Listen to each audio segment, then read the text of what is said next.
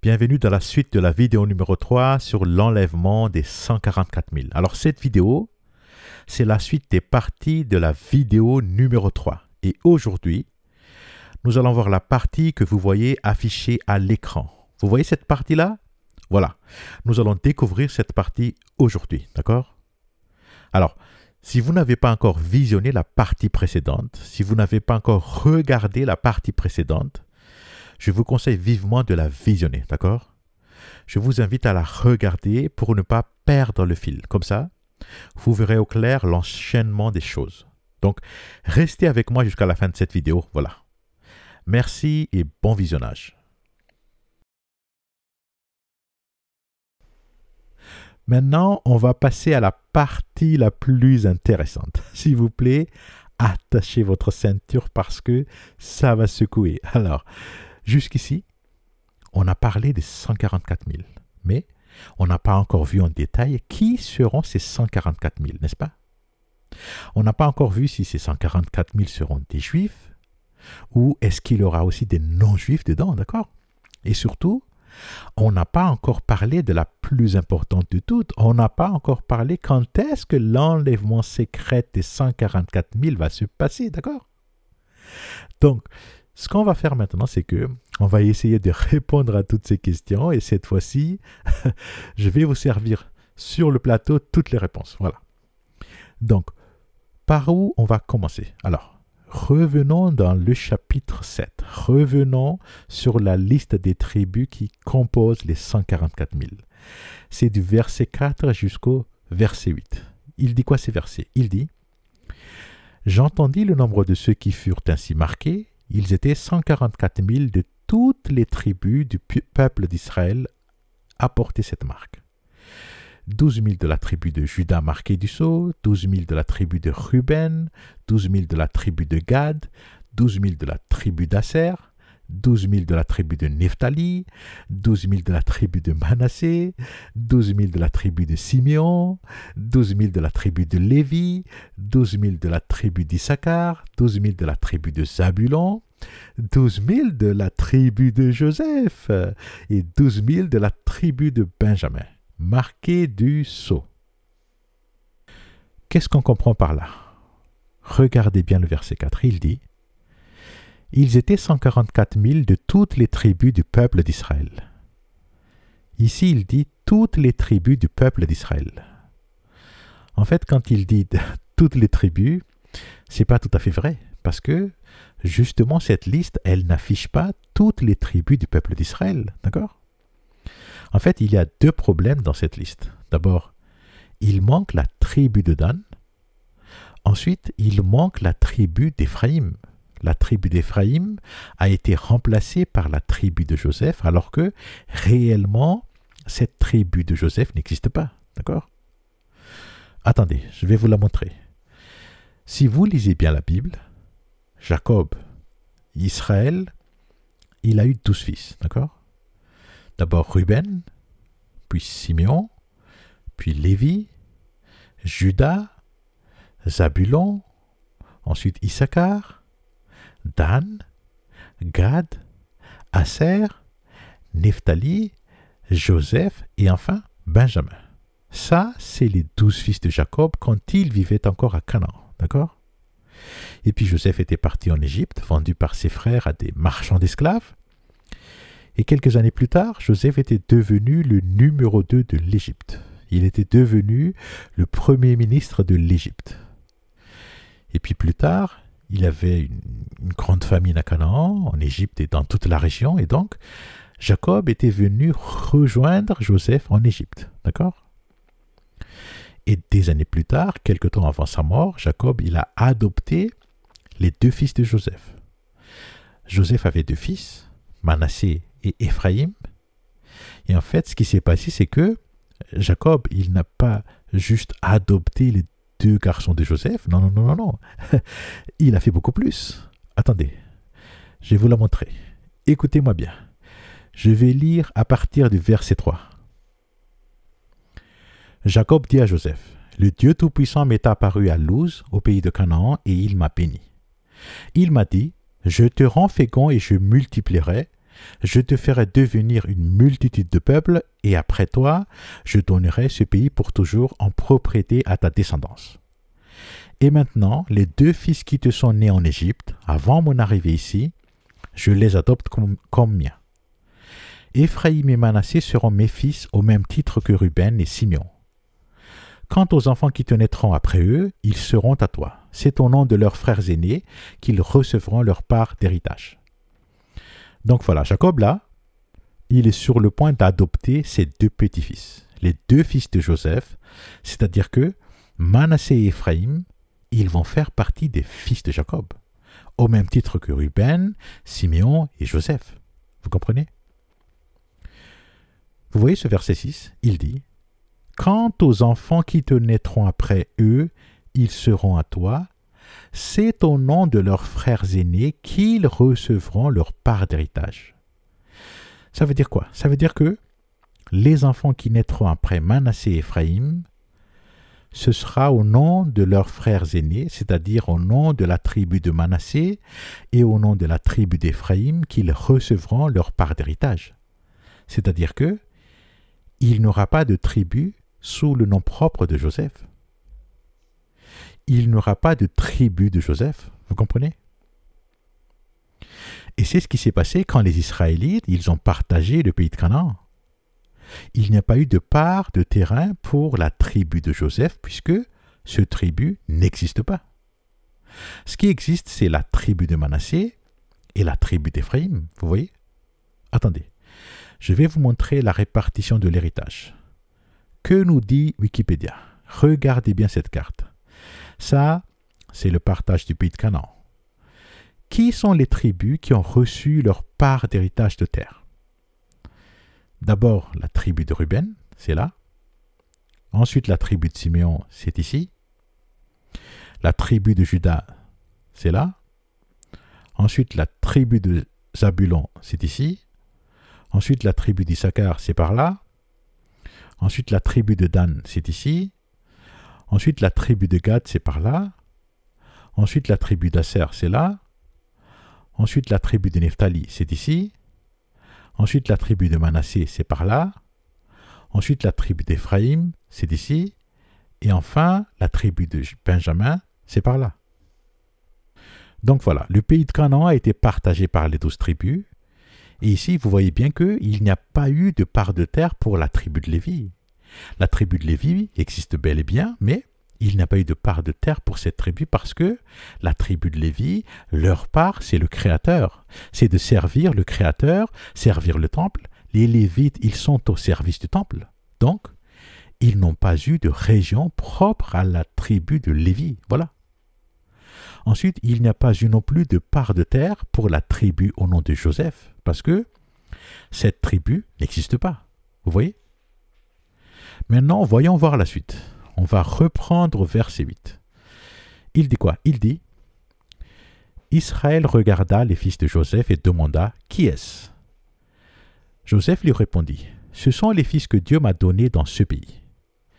Fais-les approcher, je te prie, dit Jacob, pour que je les bénisse. » Que veut dire ce verset 9? Que veut dire « Fais-les approcher, je te prie, dit Jacob, pour que je les bénisse » Qu'est-ce que ça veut dire « je les bénisse » Ça veut dire que Jacob, là, il est en train de donner le droit d'aînesse à ses 2 petits-fils à la place de Ruben. Normalement, le droit d'aînesse revient à Ruben, n'est-ce pas?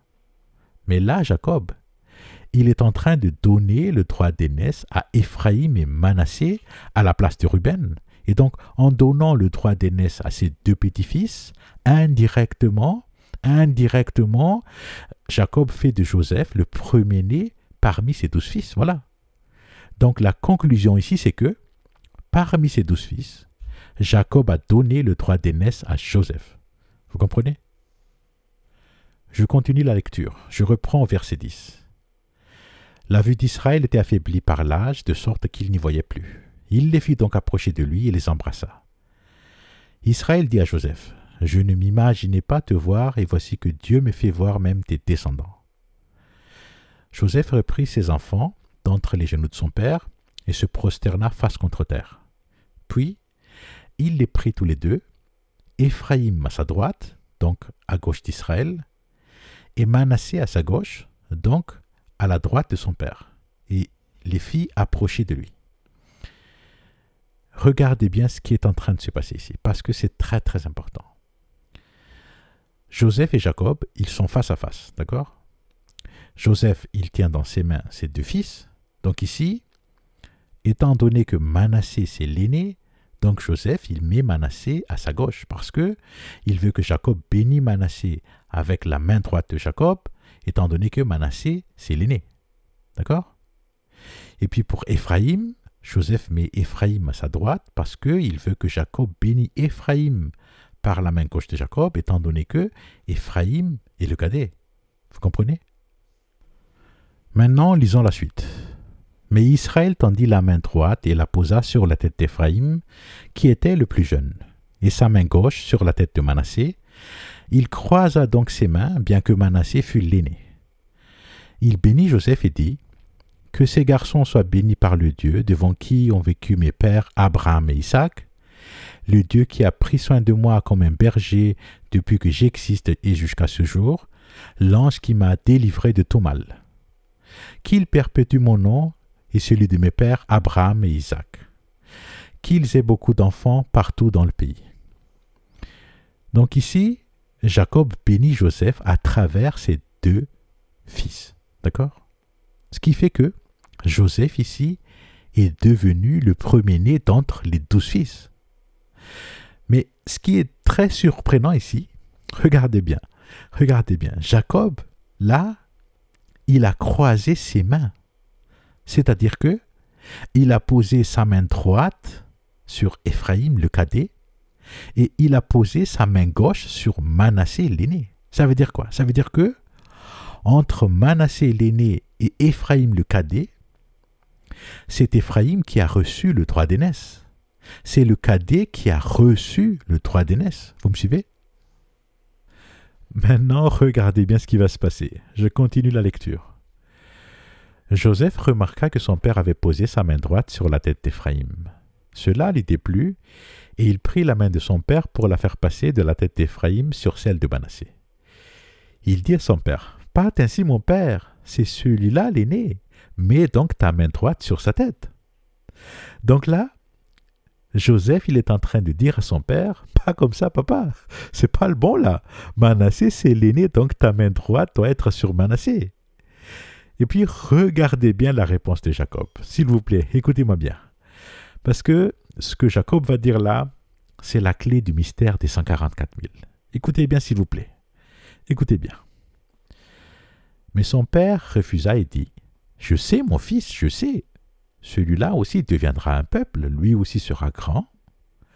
Pourtant, son frère cadet sera plus grand que lui, et sa descendance formera plusieurs peuples. » Qu'est-ce que ça veut dire? En fait, Jacob ici, il vient de dire que Manassé deviendra un peuple. Par contre, le petit Éphraïm sera plus grand que Manassé. La descendance d'Éphraïm formera plusieurs peuples. Sa descendance formera plusieurs peuples. Ça veut dire que la descendance d'Éphraïm formera plusieurs nations. Attendez. Je vais vous montrer la traduction d'André Chouraki. Vous n'allez pas le croire. Regardez bien comment André Chouraki a traduit ce verset 19. Son père refuse et dit, « Je savais, mon fils, je savais. Lui aussi sera un peuple. Lui aussi grandira. Cependant, son petit frère grandira plus que lui. Sa semence sera plénitude des nations. » Que veut dire sa semence sera plénitude des nations? Vous savez, la traduction d'André Chouraki, c'est de la traduction littérale, d'accord?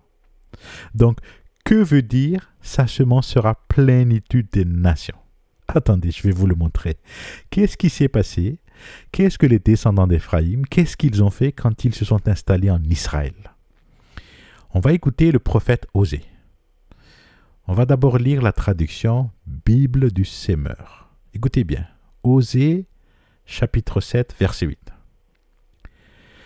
Éphraïm se confond avec les autres peuples. Éphraïm est pareil à la galette qu'on n'a pas retournée au four. Maintenant, regardez bien comment André Chouraki traduit ce verset 8. Écoutez bien. Éphraïm se mêle au peuple, lui, Éphraïm, un gâteau non retourné. Que veut dire Éphraïm se confond avec les autres peuples? Que veut dire Éphraïm se mêle au peuple? Ça veut dire que les descendants d'Éphraïm, ils vont vers les femmes et les hommes non israélites avec facilité. Alors que dans la Torah, Moïse a dit que les Israélites doivent se marier entre membres de même tribu pour conserver leur héritage. C'était ça la consigne de Moshe Rabbeinu, de Moïse dans la Torah. Et malgré cette consigne, qu'est-ce qu'ils ont fait les descendants d'Éphraïm? Eh bien, ils prennent des épouses et des époux parmi les autres peuples, vous comprenez? En fait, que veut dire Éphraïm est pareil à la galette qu'on n'a pas retournée au four? Que veut dire lui, Éphraïm, un gâteau non retourné? En fait, lorsqu'on cuit de la galette au four, normalement, on doit la retourner pour que l'autre face soit aussi cuite, d'accord? Donc, si la galette n'a pas été retournée, mais a été sortie du four et a été mangée, c'est peut-être à cause de deux raisons possibles. La première option serait que celui qui l'a préparée avait trop faim, donc il a sorti la galette pour la manger de suite, alors qu'elle n'était pas encore cuite. Mais ça, c'est très improbable parce que, normalement, personne ne voudrait manger quelque chose à moitié cuite, d'accord? Et la deuxième option serait que, à vue d'œil, l'aspect de la galette paraît comme une galette cuite sans qu'elle n'ait été retournée. À vue d'œil, la couleur de la galette est comme celle d'une galette cuite. La galette paraît très appétissante alors qu'elle n'a pas encore été retournée. Donc ce qui s'est passé, c'est que la galette a été sortie du four et a été mangée. Vous comprenez? Ça veut dire quoi? Ça veut dire que les descendants d'Éphraïm sont comme cette galette non retournée. La galette Éphraïm, les femmes et les hommes issus des nations vont la manger de suite. Et pourquoi? Parce que la galette Éphraïm est très appétissante à vue d'œil. La galette Éphraïm sent bon sans qu'elle n'ait été retournée. Donc les femmes et les hommes des nations, ils sont venus la manger de suite, voilà. En fait, ce qu'on est en train de parler là, c'est du pur charnel. On parle de comportement sexuel entre les descendants d'Éphraïm et les gens des nations. Les descendants d'Éphraïm, ils vont aller avec facilité vers les femmes et les hommes des nations. Et puis les hommes et les femmes des nations, ils viennent manger la galette Éphraïm. Les descendants d'Éphraïm, ils se marient avec les gens des nations. Vous comprenez? Maintenant, regardez bien le verset 11. Que dit le verset 11? Il dit « Éphraïm est semblable à un pigeon naïf qui n'a pas de cervelle.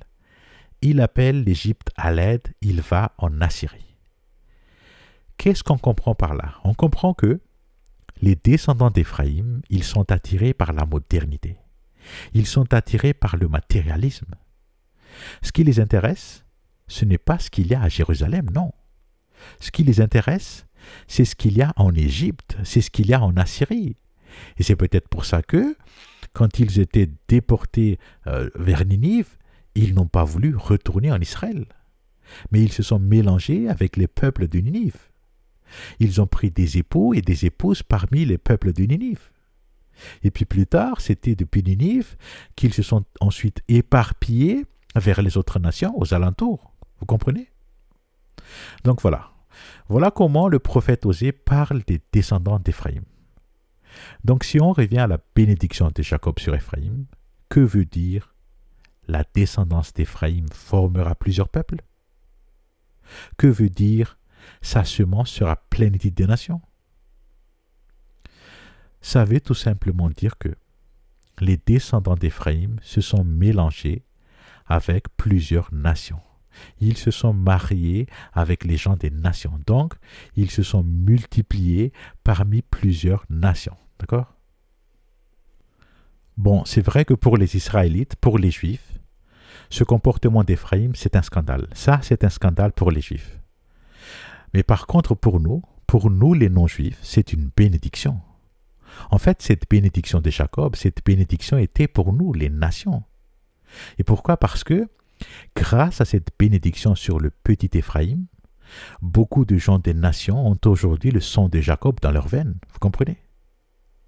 En fait, il faut savoir que Éphraïm a reçu le droit d'aînesse et non pas Juda, ni Ruben, ni Benjamin. D'accord? Juda et Benjamin, c'est les Juifs. Donc les Juifs n'ont pas reçu le droit d'aînesse de Jacob, non. Le droit d'aînesse, c'est Éphraïm qui l'a reçu. Ça veut dire quoi? Ça veut dire que la plus grande part de l'héritage de Jacob revient à Éphraïm. La plus grande part de l'héritage de Jacob revient aux descendants d'Éphraïm, qui sont aujourd'hui dans plusieurs nations. Vous comprenez? Vous savez, les Juifs, ils seront fous de jalousie s'ils entendent ce que je suis en train de dire là. Et là, je n'invente rien là. Je lis la Bible et je dis ce que la Bible dit. La Bible dit que Joseph a reçu le droit d'aînesse de Jacob. La Bible dit qu'Éphraïm a reçu le droit d'aînesse de Jacob. La Bible dit que Jacob a béni Éphraïm pour que sa semence soit plénitude des nations. Je n'invente rien. Donc la question est, qui va alors recevoir la plus grande part de l'héritage de Jacob? Qui? Vous savez, c'est pour cette raison que Jean a remplacé la tribu d'Éphraïm par la tribu de Joseph dans la liste des tribus du chapitre 7. Écoutez-moi bien, écoutez-moi bien. Si Jean avait mis la tribu d'Éphraïm dans cette liste, alors cette liste deviendrait une liste normale. Et personne ne se serait posé de questions, d'accord? Mais c'est parce que Jean a mis la tribu de Joseph, du coup, nous nous sommes posés pourquoi, et c'est ensuite qu'on est arrivé à la conclusion que nous venons de faire maintenant. Vous comprenez? Attendez, j'en ai pas encore fini avec les bénédictions de Jacob. Là, dans ce chapitre 48, on a vu la bénédiction de Jacob sur Éphraïm et Manassé, d'accord?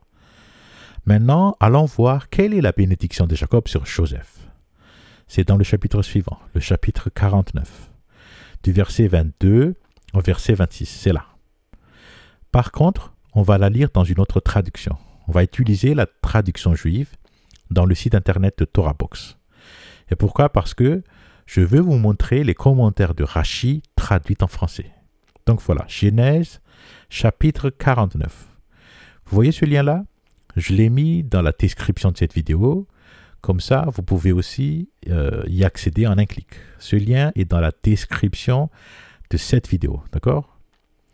Donc, où est la bénédiction de Jacob sur Joseph? C'est le verset 22 au verset 26, d'accord? Alors, avant de lire ce verset, j'aimerais vous préciser comment fonctionnent les bénédictions des droits d'aînesse. En fait, on a vu que Jacob a donné à Joseph le droit d'aînesse parmi ses 12 fils, d'accord?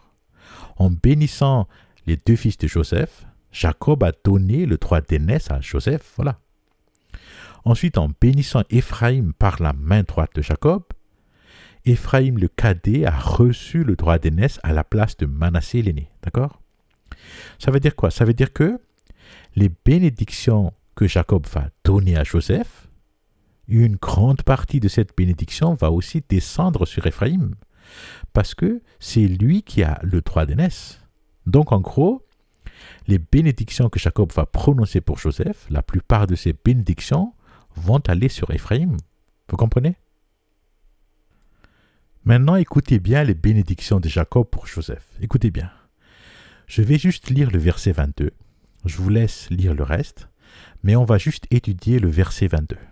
Que dit le verset 22? Il dit: c'est un rameau fertile que Joseph, un rameau fertile au bord d'une fontaine. Il dépasse les autres rameaux le long de la muraille. Maintenant, on va comparer ce verset avec la traduction d'André Chouarki. Et puis après, on va regarder les commentaires de Rashi, d'accord? Donc, que dit la traduction d'André Chouarki de ce verset 22? Regardez bien comment est la traduction littérale.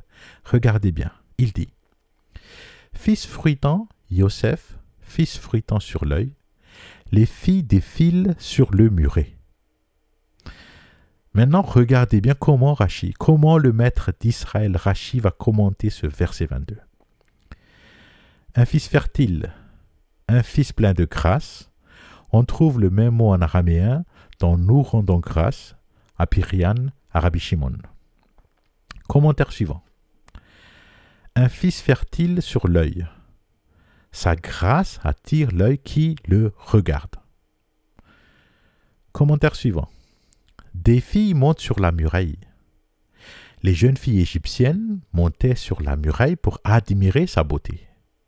Le mot fille est au pluriel, le mot tsaada monte au singulier. Comme pour signifier, beaucoup de jeunes filles montaient, chacune là où elles pouvaient le voir. Bon, qu'est-ce que vous en pensez de ce verset 22 et de ses commentaires? Un fils fertile, ça veut tout simplement dire que c'est un très bon géniteur, n'est-ce pas? Joseph et puis Éphraïm, et les descendants d'Éphraïm, ils sont de très bons géniteurs, ils sont fertiles, voilà. Ensuite, un fils fertile sur l'œil. Qu'est-ce que ça veut dire? Ça sent le beau gosse, n'est-ce pas? Hein? Le beau gosse qui attire l'œil des gens, qui attire les jeunes filles.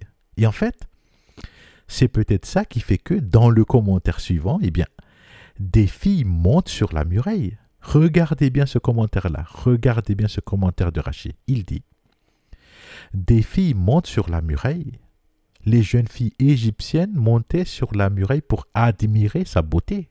C'est quoi ça? C'est du style Elvis Presley, n'est-ce pas? C'est du style Michael Jackson, n'est-ce pas? Regardez bien ce commentaire-là aussi. Beaucoup de jeunes filles montaient, chacune là où elles pouvaient le voir. Bon, je pense que vous savez ce que ça veut dire, n'est-ce pas? Hein? Les jeunes filles égyptiennes, qu'est-ce que ça veut dire? Ça veut dire que, à l'époque, les jeunes filles égyptiennes couraient après Joseph, comme ce que font les jeunes filles quand elles voyaient Elvis Presley, comme ce que font les jeunes filles quand elles voyaient Michael Jackson. Et pas que les jeunes filles, attention. Même les femmes mariées y vont aussi. C'est le cas de la femme de Potiphar. La femme de Potiphar, elle a voulu coucher avec Joseph. Vous comprenez? Alors, si ça s'est passé comme ça au temps de Joseph en Égypte, donc ensuite, qu'est-ce qui allait se passer avec les descendants d'Éphraïm? Qu'est-ce qui allait se passer? En fait, comme Éphraïm a reçu le droit d'aînesse, ça veut dire que ces bénédictions de Jacob sur Joseph, ces bénédictions sont aussi héritées par Éphraïm. Ces bénédictions vont aussi sur Éphraïm et sa semence. Du coup, quelle est la conséquence de cette bénédiction de Jacob sur Joseph? Eh bien, en sachant que l'Égypte, c'est l'ombre prophétique des nations, ça veut dire que les jeunes filles des nations vont aussi courir après les descendants d'Éphraïm. Ça veut dire que lorsque les descendants d'Éphraïm étaient déportés à Ninive, quand ils arrivaient à Ninive, très certainement, les jeunes filles de Ninive couraient après la semence d'Éphraïm, voilà. Et comme ils sont de très bons géniteurs, ils sont fertiles, eh bien, ça fait beaucoup de petits-enfants, voilà. Et puis le cycle se répète et se répète. Et en sachant que la déportation vers Ninive par les Assyriens, elle s'est passée aux environs de l'an -700, ça veut dire que ce cycle se répète depuis l'an -700 jusqu'à aujourd'hui. Ça veut dire que depuis 2700 ans, ce cycle se répète. Ça fait depuis 2700 ans que les jeunes filles des nations courent après la semence d'Éphraïm, vous comprenez? Donc la question est, à l'heure d'aujourd'hui, où sont-ils ces descendants d'Éphraïm qui se sont mélangés avec les nations? Où sont-ils? Je te pose la question, je vous pose la question, où sont-ils? Écoutez-moi bien, écoutez-moi bien. Je pense que ces descendants d'Éphraïm, parmi les nations, ils ne savent plus qui ils sont aujourd'hui. Et pourquoi? Parce que les conquêtes du christianisme et les conquêtes de l'islam, qu'est-ce qu'elles ont fait, ces conquêtes? Elles ont tout détruit à leur passage les coutumes ancestrales des peuples. Elles ont tout détruit à leur passage les traditions ancestrales des peuples. C'est malheureux, mais c'est la vérité. Elles ont détruit l'identité des peuples et elles ont détruit tout dans leur passage. Vous comprenez? Donc je te pose la question. Est-ce que tu t'es déjà posé des questions si tes ancêtres viennent d'Éphraïm? Écoute-moi bien, écoute-moi bien. Va chercher dans tes traditions ancestrales, avant la venue du christianisme et de l'islam, si dans tes traditions, est-ce qu'il y avait quelque chose qui se réfère aux traditions juives dans la Bible? Par exemple, est-ce qu'avant la venue du christianisme et de l'islam, est-ce que tes ancêtres ont déjà pratiqué la circoncision? Par exemple, dans tes traditions, comment tes ancêtres ont appelé Dieu? Est-ce qu'ils l'appelaient créateur Que veut dire créateur traduit dans ta langue ancestrale? Que veut dire mon créateur traduit dans ta langue ancestrale? Que veut dire roi de l'univers traduit dans ta langue ancestrale? Que veut dire roi créateur traduit dans ta langue ancestrale? Est-ce que tu t'es déjà posé ces questions-là? Par exemple, dans la Bible, l'expression le soleil et la lune représentent Jacob et ses femmes dans le rêve de Joseph. Donc je te demande, est-ce que dans tes traditions orales, est-ce que l'expression le soleil et la lune veut dire papa et maman? Est-ce que dans tes traditions orales, est-ce que l'expression le soleil et la lune veut dire les parents? Tu comprends? Je ne sais pas, peut-être que tu fais partie de la sémence d'Éphraïm, mais tu ne le sais pas. Tu comprends? Donc maintenant, si on revient sur la liste des tribus dans le chapitre 7, en fait, la présence du nom de Joseph ici veut tout simplement dire Éphraïm. Puisque Éphraïm a eu le droit d'aînesse à la place de Manassé, du coup, quand on parle de tribu de Joseph, derrière, cela sous-entend la tribu d'Éphraïm, puisque Éphraïm a reçu le droit d'aînesse, d'accord? Bon, j'ai vu dans certaines vidéos qui disent que le tribu d'Éphraïm a été évincé de cette liste parce que les descendants d'Éphraïm ont fait des péchés graves contre le Créateur. Alors je ne sais pas où est-ce qu'ils ont trouvé cette justification, mais en tout cas, ça va en l'encontre de ce que dit la Bible. Attendez, je vais vous le montrer. Regardez bien. Que nous dit le prophète Jérémie? Jérémie chapitre 31, le verset 18 au verset 20. Qu'est-ce qu'il dit? Il dit: j'ai très bien entendu Éphraïm qui gémit, qui dit: tu m'as châtié et j'ai été châtié comme un veau adopté. Mais fais-moi revenir à toi afin que je revienne, car tu es l'Éternel mon Dieu. Je m'étais détourné, mais à présent je le regrette. Maintenant éclairé, plein de remords, je me frappe les cuisses, je suis confus, j'ai honte, car je porte le déshonneur de tout ce que j'ai fait dans ma jeunesse. Éphraïm est pour moi un fils que je chéris et un enfant que j'affectionne. Chaque fois que j'en parle, je me souviens encore plus vivement de lui. Ainsi mon cœur est en émoi et j'ai pour lui beaucoup de compassion, l'Éternel le déclare. Donc voilà, je n'ai rien à dire. Ces versets parlent d'elles-mêmes. Ça veut dire quoi? Ça veut dire que la tribu d'Éphraïm fait bel et bien partie de la liste des 144 000. D'accord? Elle est derrière la tribu de Joseph parce que, comme Éphraïm a reçu le droit d'aînesse, ça veut dire que tout ce qui est dit sur Joseph s'applique aussi à Éphraïm. Vous comprenez? Alors, pour bien enfoncer les clous, pour bien confirmer que Joseph est bel et bien le premier-né de Jacob par le droit d'aînesse, et pour bien confirmer que pour Éphraïm, que sa semence sera plénitude des nations, je vais vous montrer la bénédiction de Moïse, Moshe Rabbeinu, sur Joseph, Éphraïm et Manassé. Regardez bien Deutéronome 33, chapitre 33, versets 16 à 17. Je vais lire à partir de là, ok? Il dit: que la faveur du Dieu qui s'est manifesté dans le buisson ardent vienne pour couronner la tête de Joseph et pour orner le front du prince de ses frères. Qu'il est majestueux, son taureau premier-né. Ses cornes sont semblables à celles des grands buffles, ils en frappent le peuple jusqu'aux confins du monde. Voilà pour les myriades descendants d'Éphraïm. Voilà pour les milliers issus de Manassé. Est-ce que vous voyez ce verset 17? Il dit qu'il est majestueux son taureau premier-né. Donc ici, Moïse confirme bien que Joseph, c'est lui qui a reçu le droit d'aînesse parmi les 12 fils de Jacob. Joseph a été bel et bien nommé en tant que premier-né de Jacob, d'accord? Et puis là, regardez bien là, il dit: Voilà pour les myriades descendants d'Éphraïm.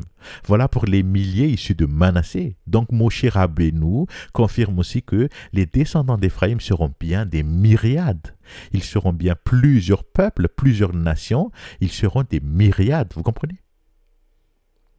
Donc jusqu'ici, nous avons déterminé que derrière cette tribu de Joseph, dans le chapitre 7, il y a la tribu d'Éphraïm. Ça veut dire que la tribu d'Éphraïm fait partie des 144 000, d'accord? Maintenant, la question suivante est, écoutez-moi bien. La question suivante est-ce que la présence de la tribu de Joseph dans le chapitre 7, est-ce qu'elle cache aussi autre chose? Pourquoi la tribu de Joseph, une tribu qui n'existe pas, pourquoi elle apparaît dans cette liste? Est-ce qu'il y aurait d'autres raisons qui fait que la tribu de Joseph apparaît dans le chapitre 7? Et pourquoi? Parce que si c'était juste pour dire que la tribu de Joseph fait écran à la tribu d'Éphraïm, pourquoi ne pas avoir mis directement la tribu d'Éphraïm et basta? Vous comprenez? Pourquoi avoir mis la tribu de Joseph jusqu'ici? Pourquoi? En fait, la vraie question qu'il faut se poser, c'est de se dire, si la tribu de Joseph fait intrusion dans cette liste, est-ce qu'il n'y aurait pas à d'autres endroits dans ce livre de la Révélation d'autres connexions avec Joseph? Vous comprenez? Est-ce que quelque part dans ce livre de la Révélation, est-ce qu'il n'y aurait pas d'autres liens avec Joseph? Vous comprenez la question? Et justement, la réponse c'est oui. Oui, il existe une autre connexion avec Joseph dans ce même livre de la Révélation. Attendez, je vais vous la montrer. Tout d'abord, voyons voir le récit des 2 rêves de Joseph dans le livre de la Genèse. Genèse 37, versets 9 à 10. Il dit quoi? Il dit « Joseph fit un rêve et le raconta à ses frères, qui ne l'en détestèrent que davantage. Il leur dit « En effet, écoutez, je vous prie, ce songe que j'ai eu. Nous étions en train de lier des gerbes dans les champs. Soudain, ma gerbe s'est dressée et s'est tenue debout. Les vôtres se sont placés autour d'elle et se sont prosternés devant elle. Ses frères lui dirent, « Prétendrais-tu devenir notre roi et nous gouverner ?» Et ils le détestèrent de plus belle à cause de ses songes et de ses propos. Donc voilà, ça c'était le premier rêve de Joseph. Maintenant, écoutez bien son deuxième rêve. Écoutez bien, je reprends au verset 9. Il eut encore un autre rêve qu'il raconta également à ses frères. Voici, leur dit-il, j'ai encore fait un rêve. J'ai vu le soleil, la lune et 11 étoiles se prosterner devant moi. Quand il raconta ce rêve à son père et à ses frères, son père le réprimanda et lui dit, « Qu'as-tu rêvé là? T'imagines-tu que moi, ta mère et tes frères, nous allons nous prosterner en terre devant toi? » Qu'est-ce qu'on comprend par là? On comprend que, dans son premier songe, Joseph voit 12 gerbes dans le champ. Chacun des 12 fils de Jacob avait sa gerbe, d'accord? Et puis soudain, la gerbe de Joseph s'est dressée et s'est tenue debout. Et puis les gerbes de ses frères se sont placées autour de la gerbe de Joseph et se sont prosternés devant la gerbe de Joseph, d'accord? Ensuite, que raconte son deuxième songe? Dans le deuxième songe, Joseph, lui, il voit le soleil, la lune et 11 étoiles se prosterner devant lui, d'accord? Et en fait, si les 11 étoiles sont ses frères, les fils de Jacob, donc Joseph lui-même, en tant que fils de Jacob, il est représenté par quoi dans ce rêve? Logiquement, Joseph, il est la 12e étoile, n'est-ce pas? C'est la leçon qu'on peut tirer du premier rêve. 12 fils, 12 gerbes, et les 11 gerbes se prosternent devant la gerbe de Joseph. Donc dans le deuxième rêve, même s'il n'est pas mentionné directement ici qu'il y a une 12e étoile, on en conclut que, à partir du premier rêve, que dans le deuxième rêve, il y a une 12e étoile, qui est l'étoile de Joseph. Donc en tout, dans ce deuxième rêve, il y a au total 12 étoiles. Donc le soleil, la lune et les 11 étoiles se prosternent devant le 12e étoile. Ils se prosternent devant l'étoile de Joseph. Vous comprenez? Eh bien, 12 étoiles, plus le soleil, plus la lune. Est-ce que ça ne vous dit pas quelque chose dans le livre de la Révélation? À quel endroit dans ce livre de la Révélation on retrouve une vision qui montre 12 étoiles, plus le soleil, plus la lune? Attendez, je vais vous le montrer. chapitre 12. Chapitre 12, versets 1 à 2. Qu'est-ce qu'il dit? Il dit « Alors un signe grandiose apparut dans le ciel. C'était une femme. Elle avait pour vêtement le soleil, la lune sous ses pieds et une couronne de 12 étoiles sur sa tête. Elle était enceinte, sur le point d'accoucher, et ses douleurs lui arrachaient des cris. » Donc voilà, ici on retrouve bien les 12 étoiles, le soleil et la lune du deuxième rêve de Joseph, d'accord? Ça veut dire quoi? Ça veut dire que cette vision de Jean, la femme vêtue du soleil, la lune à ses pieds, une couronne de 12 étoiles sur sa tête, cette vision de Jean est connectée à la vision que Joseph a vue dans son deuxième rêve. C'est-à-dire que Révélation chapitre 12 est connecté à Joseph par l'intermédiaire du deuxième rêve de Joseph, vous comprenez? Donc jusqu'ici, c'est quoi le résultat des courses? D'abord, on a le chapitre 12 connecté au deuxième rêve de Joseph. Ensuite, on a le chapitre 7 connecté à la tribu de Joseph. Voilà ce qu'on a. Alors, qu'est-ce qu'on pourrait imaginer d'autre? Quelle autre logique est-ce qu'on pourrait imaginer ici? Eh bien, si le chapitre 12 est connecté au deuxième rêve de Joseph, alors, serait-il possible que le chapitre 7, lui aussi, est-ce qu'il serait connecté au premier rêve de Joseph, par exemple? Ou peut-être, est-ce qu'il serait connecté au rêve des gens que Joseph avait interprétés dans le livre de la Genèse? Qu'est-ce que vous en pensez? Est-ce que ça tient la route, cette idée? Par exemple, les rêves des co-détenus avec Joseph en prison, seraient-ils en connexion avec le chapitre 7? Par exemple, le rêve de Pharaon, serait-il en connexion avec le chapitre 7? Je vous laisse réfléchir sur ces questions. Réfléchissez bien sur ces questions, s'il vous plaît. D'accord? Donc, en attendant, on va regarder autre chose. Justement, en parlant du chapitre 12, ce verset 1 et 2, la vision de cette femme vêtue de soleil, la lune à ses pieds et une couronne de 12 étoiles sur sa tête. Elle était enceinte sur le point d'accoucher et ses douleurs lui arrachaient des cris. Est-ce que vous savez que cette vision, la même vision, a été observée dans le ciel au mois de septembre 2017? Est-ce que vous êtes au courant de cet événement? Non? Oui? Pas du tout, peut-être? Eh bien, allons voir. On va jeter un coup d'œil là-dessus. On va chercher Apocalypse 12, d'accord? Puis j'ajoute septembre 2017, comme ça. Qu'est-ce que ça donne? Ah, voilà. On va prendre le premier résultat. Qu'est-ce qu'il dit? Là, nous sommes dans le site internet de la paroisse de Martigues.com, d'accord? Paroisse de Martigues et Port-de-Bouc. Donc, je suppose que ce site internet est affilié à l'Église catholique. Voilà. Alors, qu'est-ce qu'il dit cet article? Le signe de l'Apocalypse apparaîtra le 23 septembre.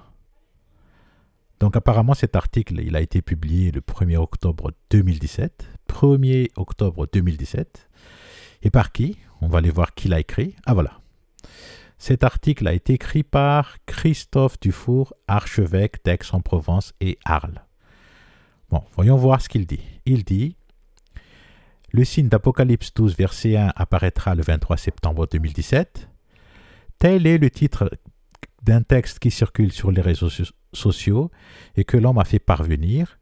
Les astronomes auraient remarqué un phénomène unique dans l'histoire, un alignement de la constellation Virgo avec la Lune et le Soleil, ainsi qu'avec la constellation Léo qui contient 9 étoiles, et les 3 planètes toutes proches, Mercure, Mars et Vénus qui brillent comme des étoiles. Cet alignement est mis en lien avec la vision de l'Apocalypse où le visionnaire voit un grand signe dans le ciel, une femme revêtue du soleil, la lune sous ses pieds et couronnée de 12 étoiles. Et le texte en conclut que nous sommes bien avancés dans la fin des jours. Maintenant, regardez bien ce qu'il dit là. Regardez bien s'il vous plaît. Il dit « Nous ne pouvons souscrire à une telle lecture littérale des fondamentalistes des Écritures saintes. Le livre de l'Apocalypse décrit l'œuvre de l'antique serpent, figure de Satan, mais jamais le dragon ne vaincra. Il n'y a qu'un seul vainqueur, c'est le Christ, le témoin fidèle, le premier-né d'entre les morts. Et en lui nous sommes vainqueurs, Satan est banni, la bête est vaincue, telle est l'espérance chrétienne. » Il y a aujourd'hui 1000 raisons d'être inquiets pour nos familles et nos proches, pour notre pays et pour notre humanité affrontée à de rudes défis. Mais n'est-ce pas le moment de mobiliser toutes les forces de l'esprit pour raviver l'espérance? Nous croyons que Dieu mène avec nous le combat contre le mal. Je propose de faire de ce mois d'octobre un temps fort de prière. L'Église en a fait le mois de rosaire. C'est le moment de reprendre l'humble prière du chapelet et de confier le monde à l'intercession de la Vierge Marie. Je veux que vous continuiez à réciter le chapelet tous les jours en l'honneur de Notre-Dame du Rosaire pour obtenir la paix du monde et la fin de la guerre. Disait Marie aux enfants de Fatima le 13 juillet 1917, il y a 100 ans. Humblement, mettons-nous à genoux et prions avec foi pour que l'Esprit Saint fasse son œuvre de paix en notre monde. Sainte Marie, Mère de la foi, intercédez pour nous. Fin de citation. Voyons voir qu'est-ce qu'on peut dire de cet article. Alors, premièrement, ça m'interpelle. Les astronomes auraient remarqué un phénomène unique dans l'histoire. Donc voilà, apparemment, cet alignement d'étoiles et de planètes, c'est quelque chose d'unique dans l'histoire. Donc attention, ça peut vouloir dire quelque chose d'important. D'accord? Bon, voyons voir sur cette photo. Qu'est-ce que l'archevêque d'Aix-en-Provence nous raconte? On a quoi sur cette photo? Regardez bien s'il vous plaît, regardez bien. On a la femme, la constellation de Virgo, la constellation de la Vierge. Alors je ne sais pas si vous voyez bien ou pas les traits violets qui relient les étoiles de la constellation de la Vierge, mais je vais les retracer pour que vous puissiez bien les voir. D'accord? Je vais les retracer rapidement, comme ça. Voilà. Voilà, voilà, voilà. Donc là maintenant, on voit les traits qui relient les étoiles qui composent la constellation de Virgo. Donc ça, c'est Virgo, la constellation de la Vierge, d'accord? Et ça, c'est le soleil. Donc la femme est vêtue du soleil. Et ici, sous ses pieds, on a la lune. Et puis ici, entre les deux pieds, c'est Jupiter, d'accord? En fait, Jupiter représente le bébé qui vient de naître. Jupiter est entre les deux pieds de Virgo, comme un bébé qui vient d'être délivré. D'accord? Ensuite, qu'est-ce qu'il y a au-dessus de la tête de Virgo? Tout d'abord, on a la constellation de Léo, la constellation du lion. Attendez, je vais juste retracer un peu les traits pour que vous les voyez bien. Comme ça. Voilà, voilà, voilà. Là, comme ça. On voit mieux les traits de la constellation du lion. Alors, combien d'étoiles y a-t-il dans la constellation du lion? Voilà. 1, 2, 3, 4, 5, 6, 7, 8 et 9. Donc la constellation du lion contient 9 étoiles. Ensuite ici, on a 3 planètes alignées. Vénus, Mercure et Mars. Donc au total, il y a 12 étoiles au-dessus de la tête de la Vierge. D'accord? Maintenant, la question est, qu'est-ce que ça veut dire? Pourquoi le signe mentionné dans le chapitre 12, versets 1 et 2, pourquoi ce signe apparaît dans le ciel le 23 septembre 2017? Pourquoi? Alors, pour vous donner une idée, laissez-moi vous montrer quelque chose. Voyons voir le chapitre 10. Révélation, chapitre 10, versets 5 à 7. Qu'est-ce qu'il dit? Il dit, « Alors l'ange que j'avais vu debout sur la mer et sur la terre leva la main droite vers le ciel et jura solennellement par celui qui vit éternellement, qui a créé le ciel et tout ce qui s'y trouve, la terre et tout ce qui s'y trouve, la mer et tout ce qui s'y trouve. Désormais, il n'y aura plus de délai. Au jour où retentira la trompette du septième ange, tout le plan secret de Dieu s'accomplira comme il l'a annoncé à ses serviteurs, ses prophètes. » Qu'est-ce que ça veut dire? Regardez bien le verset 7, écoutez bien, je reprends le verset 7, il dit « Au jour où retentira la trompette du septième ange, tout le plan secret de Dieu s'accomplira comme il l'a annoncé à ses serviteurs, ses prophètes. » Qu'est-ce que ça veut dire? Ça veut dire que le Créateur, il a un plan secret, d'accord? Le mystère de Dieu, le mystère caché de Dieu, qui est difficile à comprendre pour nous, d'accord? Et en fait, ce mystère, ce plan secret, il va s'accomplir à partir du moment où la septième trompette retentira. Ça veut dire quoi? Ça veut dire que le mystère de Dieu, ce mystère ne sera plus un mystère. Ce mystère va être dévoilé au grand jour. Ce mystère va devenir compréhensible pour nous à partir du moment où la septième trompette retentira. Vous comprenez? En fait, à partir de la septième trompette, nous allons voir sous nos yeux l'accomplissement dans le monde visible du plan caché de Dieu. Nous allons enfin voir et comprendre le plan caché de Dieu. Ça veut dire qu'il n'y aura plus de mystère, qu'il n'y aura plus de secret. Le plan de Dieu va être clair pour nous, vous comprenez? En fait, ce verset 7 du chapitre 10, il rejoint ce qui est dit dans Daniel 12, verset 4. Regardez bien Daniel 12, verset 4. Qu'est-ce qu'il dit? Il dit: quant à toi, Daniel, tiens caché le sens de ces paroles et conserve le livre scellé jusqu'au temps de la fin. Alors beaucoup l'étudieront et verront leur connaissance s'accroître.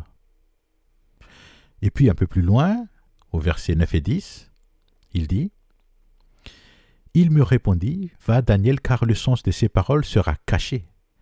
Elles seront scellées jusqu'au temps de la fin. Beaucoup seront purifiés, blanchis et éprouvés, comme par le feu. Les méchants se conduiront avec perversité, et aucun d'eux ne comprendra. Mais ceux qui auront de la sagesse comprendront. Donc c'est quoi le résultat des courses? Le résultat des courses, c'est que, à partir de la septième trompette, le plan secret de Dieu sera enfin dévoilé à toutes les personnes qui le cherchent et qui l'étudient. Voilà. Tous ceux qui vont l'étudier vont avoir leur connaissance s'accroître, leur intelligence s'ouvrir, et enfin, ils vont comprendre le mystère caché de Dieu. Et par contre, les autres, aucun d'eux ne comprendra. Voilà. En fait, à partir de la septième trompette, le plan secret de Dieu va s'accomplir sous nos yeux, d'accord? Ce sera des choses visibles à l'œil nu, des choses réelles, mais seulement tous ceux qui l'ont étudié vont pouvoir comprendre ce qui est en train de se passer, d'accord? Seulement les gens qui l'ont étudié vont comprendre ce qui est en train de se passer. Par contre, les autres, ils ne verront rien venir. Ils ne comprendront pas que quelque chose est en train de se passer sous leurs yeux. Ils ne la verront pas. Vous comprenez? Donc maintenant, allons voir, elle est où cette septième trompette? La septième trompette, elle est où? Alors, si on va dans le chapitre 11, ici c'est le chapitre 11, en premier, on a les deux témoins. Et puis, qu'est-ce qu'on a en dessous? Ah, voilà. La septième trompette, c'est ici. Regardez bien ce verset 15 au verset 19. La septième trompette, c'est du verset 15 au verset 19, d'accord? Donc, si on lit ce verset 15, qu'est-ce qu'il dit? Il dit: le septième ange sonna de la trompette, et des voix retentirent dans le ciel. Le royaume du monde a passé maintenant aux mains de notre Seigneur et de son Messie. Il régnera éternellement. Qu'est-ce qu'on comprend par là? On comprend que la septième trompette, ce sera le moment où le Créateur et son Mashiach, ils vont prendre le royaume de ce monde à Satan. Ce sera le retour de Yeshua HaMashiach pour sauver les Juifs. Et cet événement-là, elle est connectée à la septième coupe de la colère de Dieu. Lorsque la septième trompette va retentir, la septième coupe sera versée dans l'air. Et tout ça, ça va se passer tout à la fin de la tribulation, d'accord?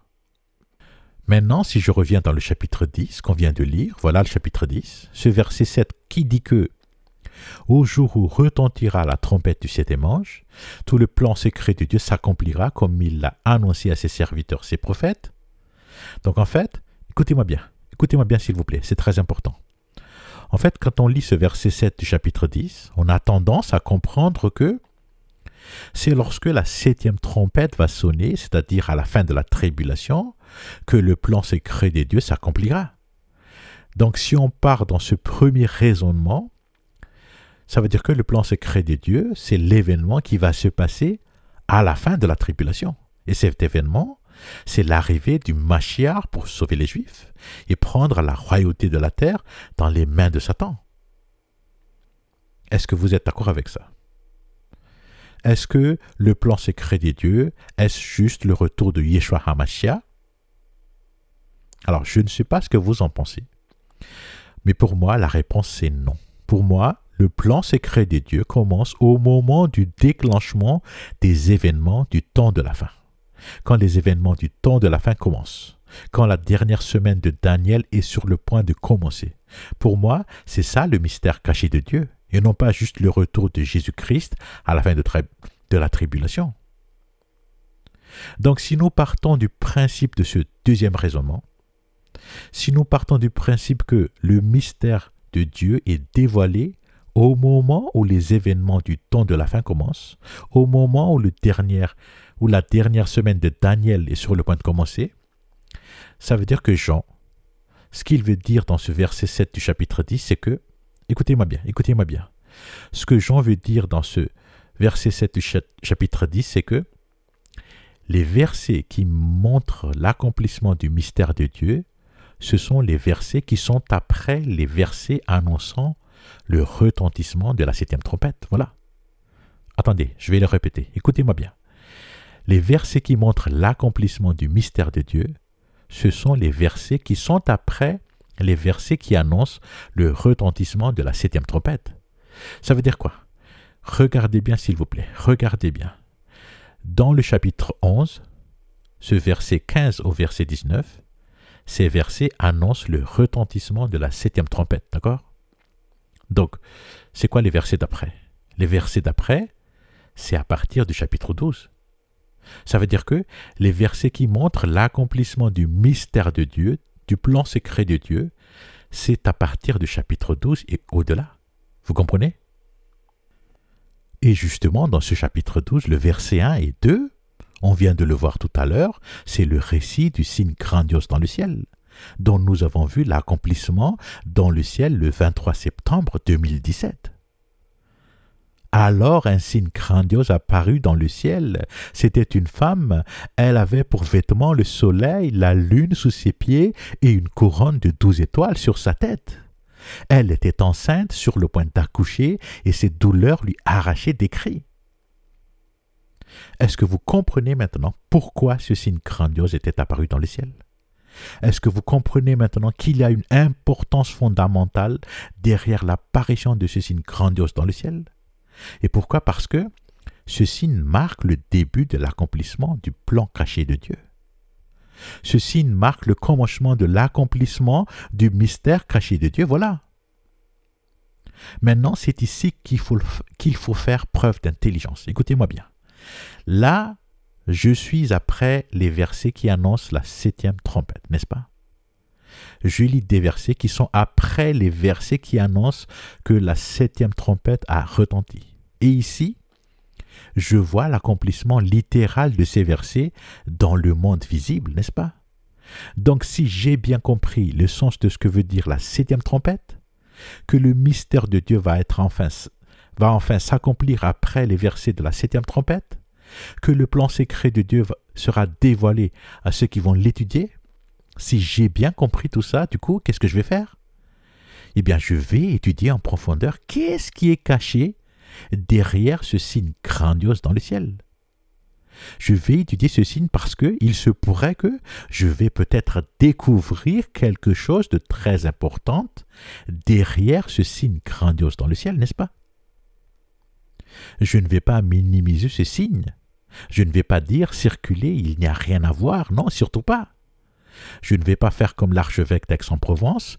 Il avait dit quoi, lui? Il avait dit « Nous ne pouvons souscrire à une telle lecture littérale et fondamentaliste des Écritures saintes. » Donc voilà. Nous avons lu le chapitre 12 qui parle du signe grandiose dans le ciel. Ensuite, nous avons vu la photo du ciel montrant l'accomplissement de ce signe grandiose.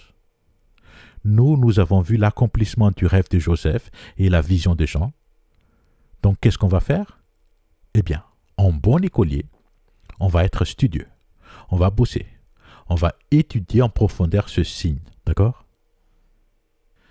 Donc, qu'est-ce qu'on voit dans cette photo du ciel qui montre l'accomplissement du chapitre 12? On voit le soleil, on voit la lune et on voit 12 étoiles. Ça, c'est la vision du deuxième sens de Joseph, d'accord? Donc certainement, ce signe-là a quelque chose à voir avec l'histoire de Joseph, voilà. Maintenant, qu'est-ce qu'on voit d'autre? Là, on voit la constellation de Virgo, on voit une femme vêtue du soleil, et la lune à ses pieds et les 12 étoiles sur sa tête. Puis, on voit la planète Jupiter. Ici, Jupiter représente le bébé qui vient d'être délivré du ventre de la femme, voilà. Donc maintenant, la question est, qui est qui dans cette photo? Qui est qui dans cette photo? En fait, cette femme, Virgo, elle représente les Juifs. Virgo représente le peuple juif. Et puis Jupiter, le bébé, il représente le Seigneur Yeshua. Cette vision représente la naissance du Seigneur Yeshua, d'accord? Et ce qui est très important ici, c'est de savoir que cette naissance du Mashiach, elle marque la venue sur terre du Fils de Dieu pour rencontrer les Juifs. Yeshua HaMashiach était venu en Israël pour rencontrer les Juifs.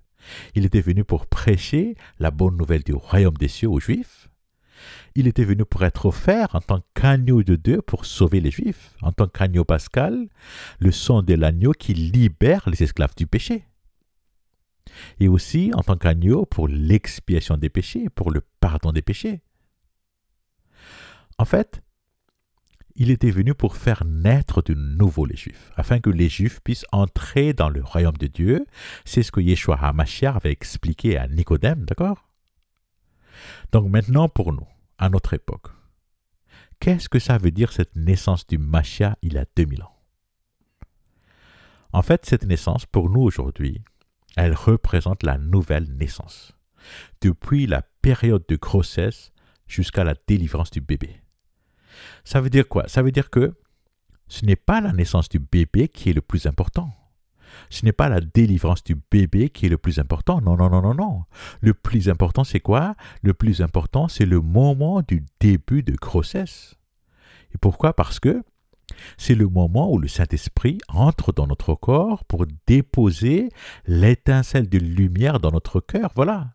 C'est ça le plus important. Vous comprenez? Et justement, pour faire le parallèle, voyons voir comment Marie était tombée enceinte il y a 2000 ans. Que nous dit Luc chapitre 1, verset 35? Il dit, « L'ange lui répondit, « L'Esprit Saint descendra sur toi, et la puissance du Dieu très haut te couvrira de son ombre. C'est pourquoi le Saint-Enfant qui naîtra de toi sera appelé Fils de Dieu. » Qu'est-ce qu'on comprend par là? On comprend que l'Esprit Saint était descendu sur Marie, et puis elle était devenue enceinte, d'accord? Donc le moment le plus important, c'est ici, c'est ce moment-là. C'est le moment où le Saint-Esprit était descendu sur Marie. Et pourquoi? Parce que c'est à ce moment-là que le Fils de Dieu était descendu sur terre. Il était descendu dans le ventre de Marie, dans le ventre d'une vierge. Ici, sur terre, c'est ça le moment le plus important, vous comprenez? Donc maintenant, si on fait le parallèle avec la nouvelle naissance, pour nous aujourd'hui, cet événement représente le moment où le Saint-Esprit traverse notre corps pour mettre l'étincelle de lumière dans notre cœur. Le petit étincelle de lumière est placé dans notre cœur, il est là. Il va réclamer de quoi manger pour le faire grandir, il va réclamer des versets bibliques pour se nourrir, il va grandir petit à petit et à un moment donné, après quelques mois, la délivrance va s'opérer, la personne va naître de nouveau, elle va changer de cœur complètement et voilà, elle va devenir née de nouveau, d'accord? Donc là où je veux en venir, c'est quoi? Écoutez-moi bien, écoutez-moi bien. En fait, ce n'est pas cette image sur la photo qui est le plus important, non. Ce n'est pas la date du 23 septembre 2017 avec le bébé Jupiter délivré, non. Ça, c'était juste le point d'entrée pour l'étude approfondie de cette apparition. C'était juste le point d'entrée qui va nous permettre d'étudier en profondeur ce signe, d'accord? Donc, qu'est-ce qui est le plus important alors? Écoutez-moi bien, écoutez-moi bien. Qu'est-ce qui est le plus important dans cette apparition? Le plus important, c'est de savoir à quelle date Virgo était tombée enceinte de Jupiter. Le plus important, c'est de savoir à quel moment Jupiter était descendu dans le ventre de Virgo. Exactement comme ce qui était arrivé à Marie il y a 2000 ans. Le Saint-Esprit était descendu dans le ventre de Marie pour déposer le Fils de Dieu. Donc ici, nous devons déterminer la même chose. À quel moment Virgo était tombée enceinte de Jupiter? Parce que c'était à ce moment-là que commence l'accomplissement du mystère de Dieu. C'était à ce moment-là que commence l'accomplissement du plan secret de Dieu. Vous comprenez?